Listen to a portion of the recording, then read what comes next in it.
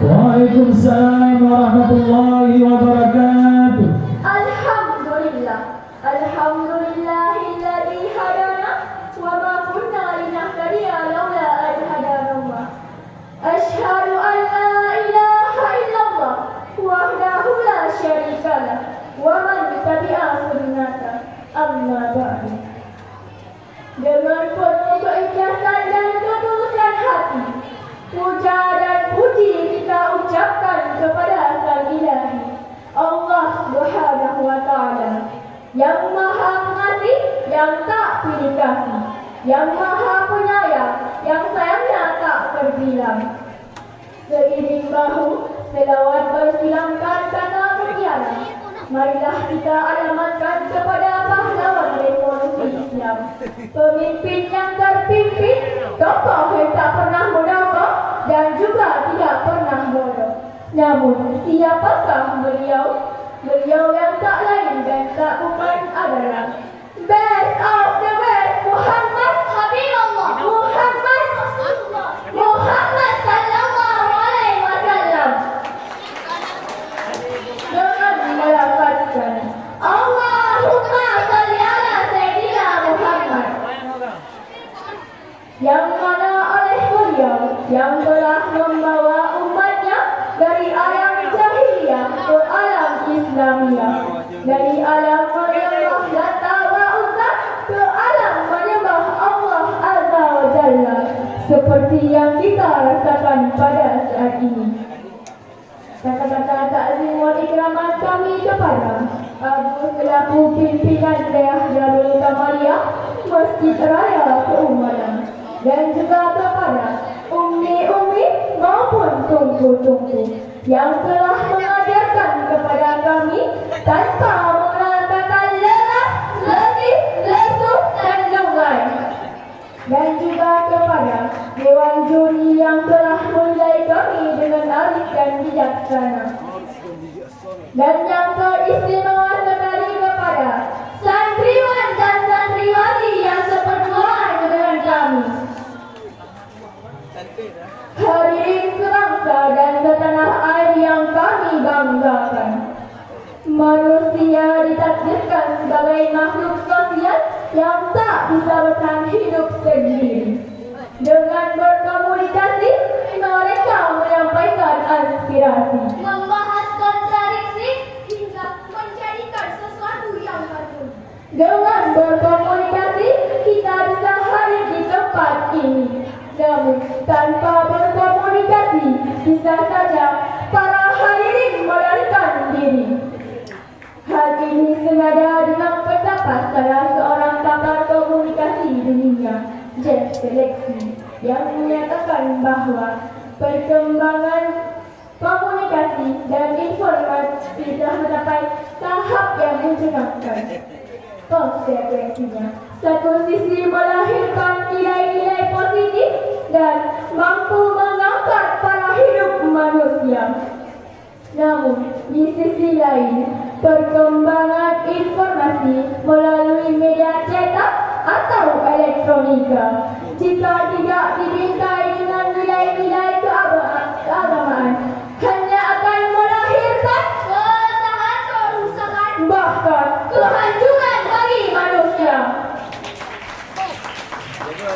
Oleh karena itu, perkenankanlah kami menyampaikan syarhil Quran kami yang kami angkat tema etika informasi dan komunikasi dalam pandangan Islam. Sebagai rujukannya, Quran Surah Al-Hujurat ayat 6 yang akan dilanjutkan oleh qari'ah kita.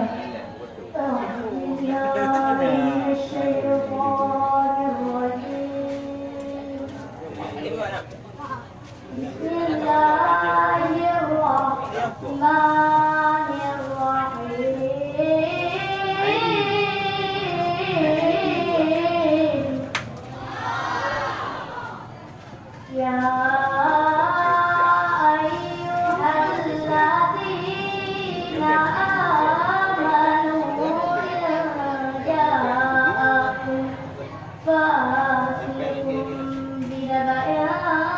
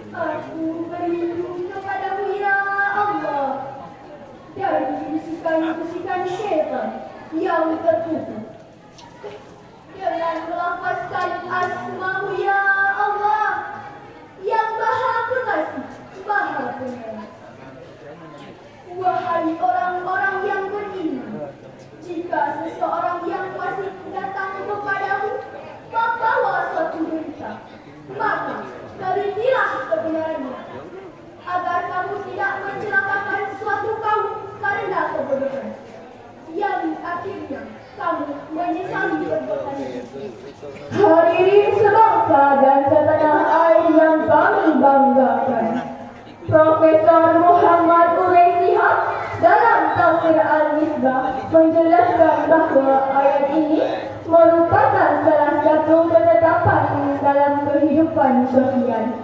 Kehidupan manusia dan interaksinya harus juga didasarkan pada hal-hal yang diketahui. Oleh karena itu, dia membutuhkan pihak lain yang jujur, yang berintegritas untuk menyampaikan hal-hal yang benar.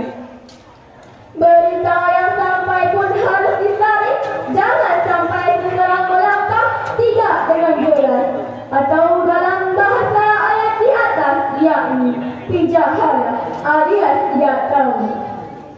Menteri Komunikasi dan Informatika di antaranya menyebutkan sedikitnya 170 juta jiwa masyarakat Indonesia memiliki 51 ponsel atau setidaknya 1 SIM card. Dengan demikian, mereka bisa berbagi informasi dengan cepat tanpa terhambat waktu dan tempat. Namun, rupa-rupanya hal ini menimbulkan suatu polemik baru. Berita benar dan salah menjadi satu. Padahal dalam berkomunikasi dan menebar informasi, etika juga harus diprioritaskan agar tidak menimbulkan hal-hal yang tidak diinginkan. Wahbah Suhaimi dalam tafsir Al-Mu'min halaman 267 menjelaskan bahwa ajaklah kepada jalan Tuhanmu, ya Muhammad, kepada agama Allah dengan hikmah, dengan ucapan kebijaksanaan. Ini merupakan dalil yang bersih dari penyerupaan yang keliru. Adapun yang disebut dengan nasihat yang baik adalah nasihat-nasihat dan pelajaran yang bermanfaat dan perkataan yang bercahaya.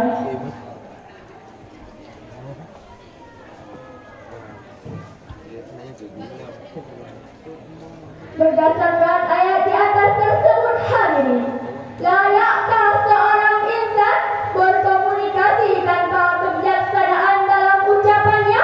Pantaskah seorang muslim menebar informasi tanpa ada hikmah bagi para pembaca atau pendengarnya? Dan layakkah seorang ustaz memaki-maki orang lain yang tidak sependapat dengan amaliyahnya? Jawabannya hadirin, tidak. Oleh karena itu, kami menghimbau kepada para konsumen informasi, saring sebelum saring, telusuri kebenaran informasi melalui komunikasi yang terjadi setiap hari. Hindari unsur penghinaan dan juga pencelaan sebelum musuhmu datang di kehidupan nanti. Kesimpulan yang dapat kami sampaikan adalah kita sebagai manusia harus bijaksana dalam menerima berita. Apalagi remaja zaman sekarang menggunakan handphone untuk hal-hal yang tidak penting. Contohnya seperti bermain game online, chat yang tidak penting. Bahkan semaraknya remaja zaman sekarang menggunakan handphone untuk berpacaran. Hanya ini yang dapat kami sampaikan. Kami akhiri dengan